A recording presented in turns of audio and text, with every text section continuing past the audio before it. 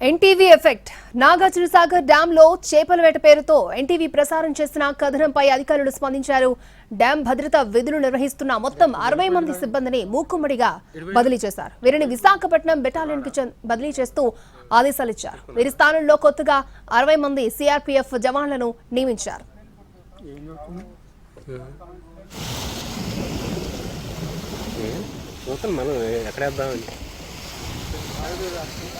అతను సిఆర్పీఎఫ్ జవాన్.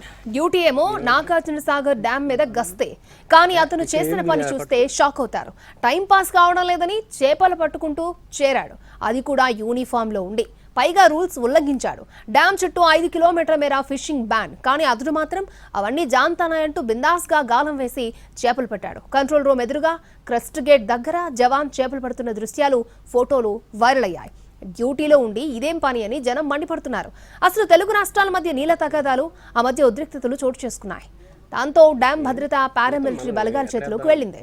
పైగా రిజర్వాయర్కు ఉగ్రవాదుల ముప్పు నుంచి కూడా ముప్పు ఉంటుంది. చీమ చిట్టుకోమన్న అలర్ట్ గా ఉండాల్సిన సెంట్రల్ ఫోర్స్ సిబ్బంది ఇంత క్యాజువల్ గా ఉండడం ఏంటంటూ జనం విమర్శిస్తున్నారు.